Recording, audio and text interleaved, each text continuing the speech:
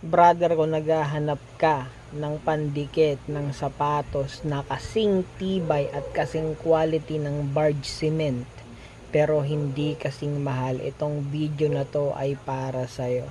So tag-ulan na naman nga at malamang sa alamang marami dyan yung madalas nababasa yung sole ng mga sapatos nila at nagkokos ito ng sole separation. At malamang sa alamang kaya ka napunta sa video na to kasi naghahanap ka ng effective na pandikit ng sapatos mo na hindi naman kasing mahal ng barge cement or ng iba pang mamahaling pandikit ng sapatos pero kasing quality. Okay? So kung gusto mo yon guys, pakibigyan naman ng video na to ng isang like bago natin ipakita at ipakilala sa inyo yung sinasabi ko sa inyo na produkto na aking ginagamit. Actually, yung product na nabili ko, yung pandikit na yon is more than 1 year old na sa akin. Okay? Pero hanggang ngayon, sobrang effective pa rin at sobrang dikit pa rin. Sobrang quality pa rin. Okay? Basta maayos lang siyang naitatabi.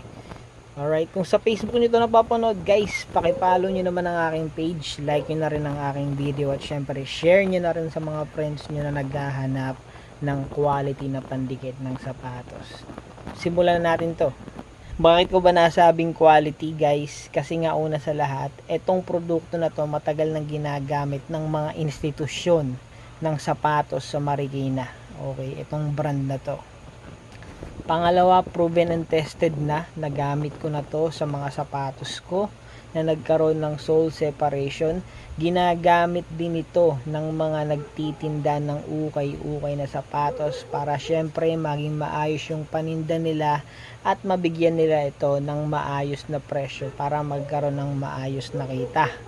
Okay, so ipapakita ko na sa inyo yung produkto na yon, kaya stay tuned guys. So ito na nga guys yung aking sinasabi sa inyo na ginagamit ng mga institusyon ng sapatos sa Marikina, no? Ito yung Greco 405 Rugby CG Crafted Adhesive. Okay, ito yung sinasabi ko sa inyo na kasing quality pero hindi kasing mahal ng barge cement. Itong isang buo na to parang nasa 200 plus lang siya.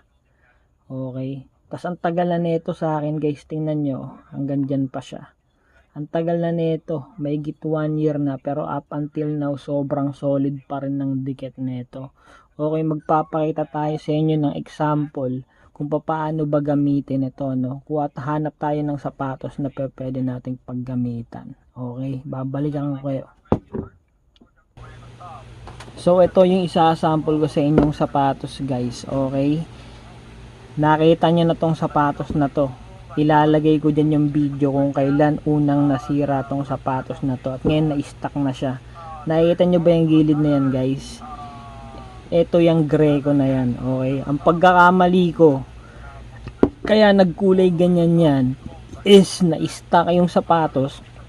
At bukod doon, ginamitan ko kasi siya ng yung primer nito, which is ang sabi sa akin ng mga gumagawa sa Marikina, mas okay daw na walang primer para hindi magkulay brown, para transparent lang talaga siya, and mas mainam daw na bago ko dikitan guys. Ito more than 1 year na ata ito nung una kong dinikitan, nung unang nasira to, pero up until now tingnan nyo naman guys, hindi pa rin mabuka-buka yan guys.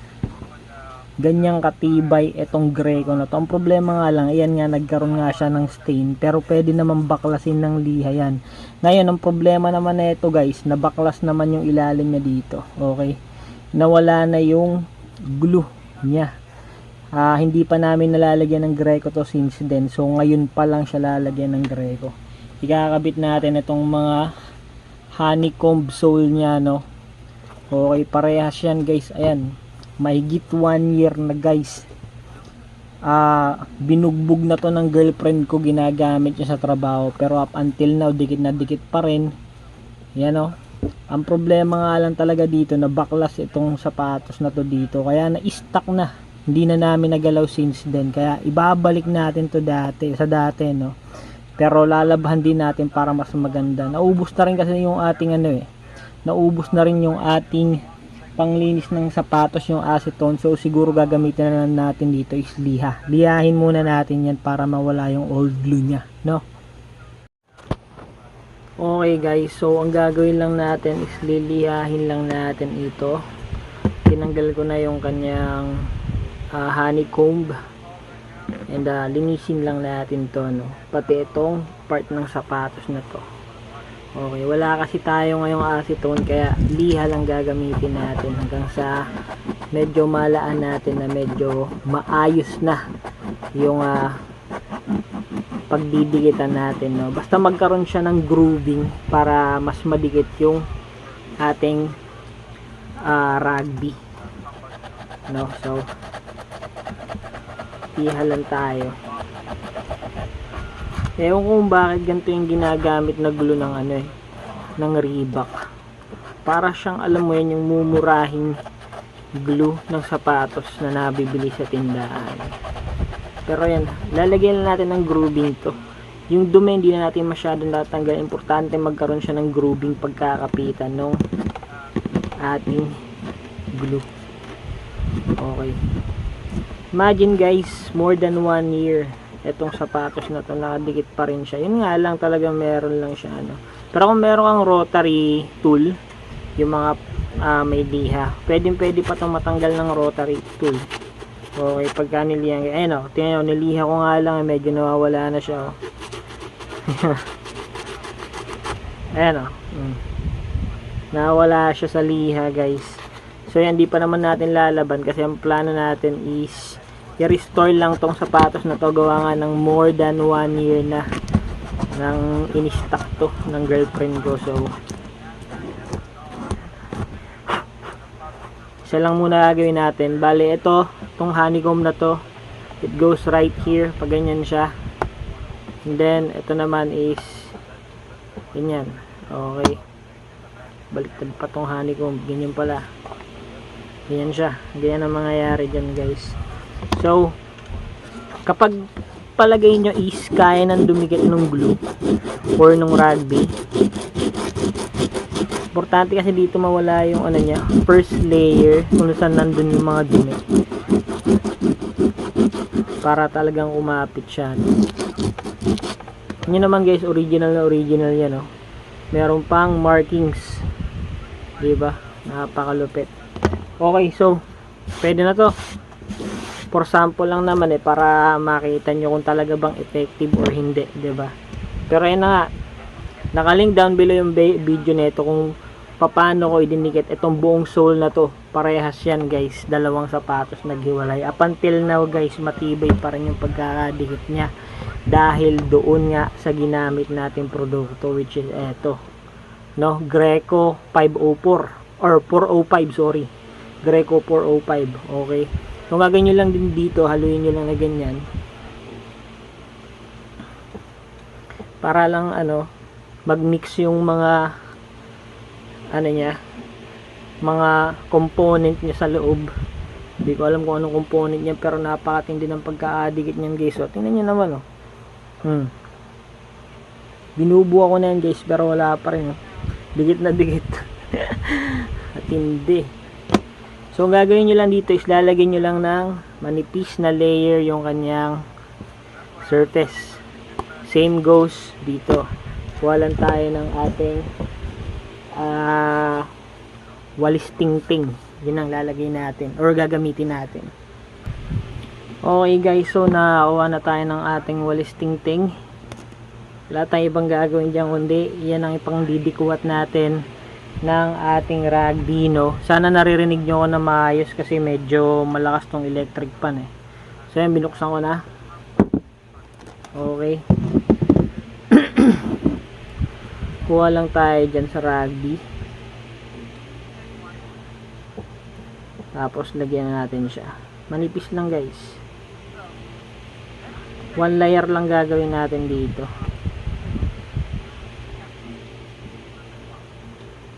Sipin mo tagal na nito, hindi pa rin siya natutuyo. Kung ibang rugby to, malamang sa alamang matagal nang tuyo.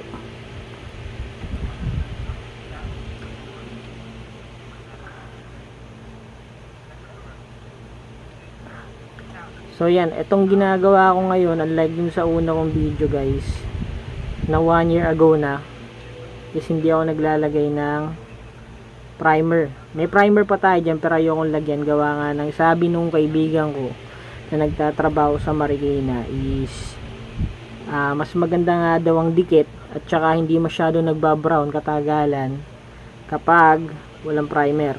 So subukan natin yun ngayon, no?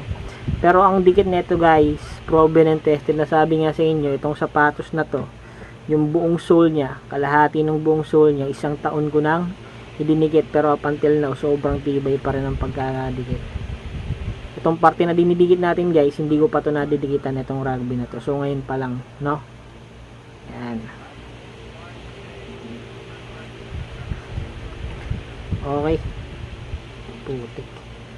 So pag nadali mo na to, itong isang side guys, ang gagawin nyo lang is itatabi nyo, patuyuin nyo ng 15 minutes. Tapos ito namang side na to, ang ating didikitan. Huwag nating damay itong itong kanyang honeycomb. Ito lang lalagyan natin.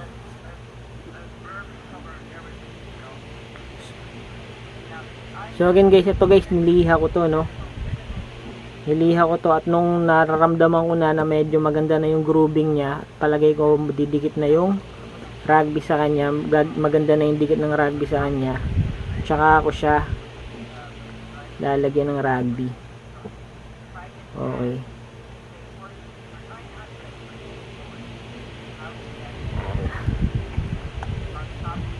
So gilid lang lalagyan natin.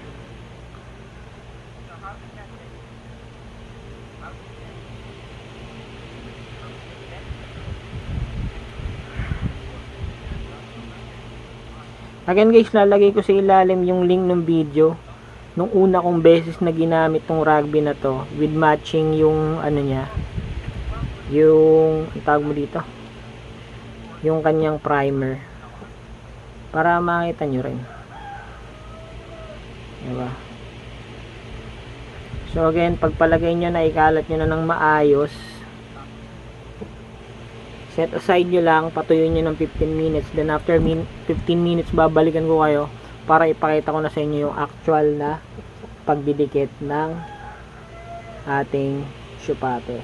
So yan guys, after 10 to 15 minutes, yung isa nating sapatos is okay na. Mararamdaman mo naman kasi yan pagka hindi na dumidikit yung rugby dito. So lagyan na natin yung isa. Yan, goods na to. Dikit na natin siya, no? Simple lang, bigyan nyo lang ng full force guys para magdikit talaga sila, no? Yan.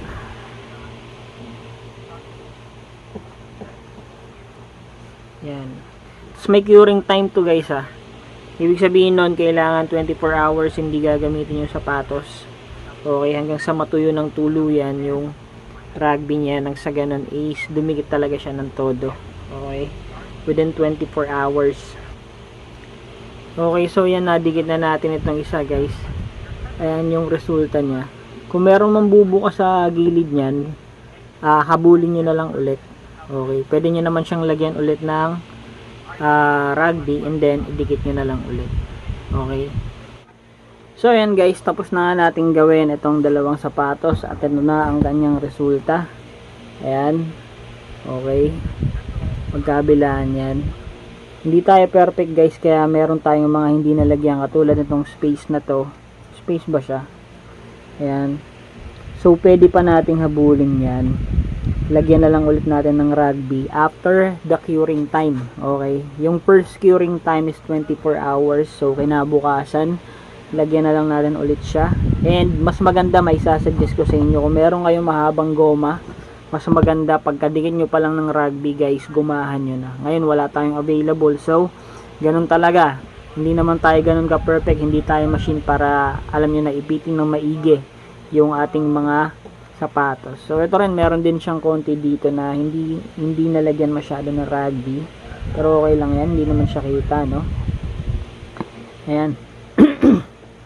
So ganun lang. Okay, again, kaya ako ginawa to guys, kasi nga para ma-refresh or para malaman ng iba na bago nanonood sa atin na meron palang gantong produkto na matagal nang ginagamit sa merkado. Sobrang naging fan ako dati ng barge cement, kaso napakamahal nga lang talaga. Kaya naghanap tayo ng alternative, and yun na nga, napakatibay ng alternative na nakita natin, at syempre mura din, 'di ba? Mas mura kaysa sa barge cement. So ayan na yung resulta niya, guys. Pagka merong pagka merong konting hindi nadikitan, pwede nyo naman siyang dikitan ulit after 24 hours or after ng first curing time. Okay, so yan, hanggang dito na lang yung video, guys. Sana nakatulong sa inyo sa paghahanap nyo ng mabisang pandikit ng ating mga sapatos. And believe me, guys, 1 year, sobrang tagal na nun. At tingnan nyo naman, 'di ba? Wala pa ring separation itong bahagi na to ng ating sapatos. So maraming salamat sa panood nyo. Again, like, share, and subscribe sa ating channel. Follow nyo na rin ako sa aking Facebook page, no? Bye bye.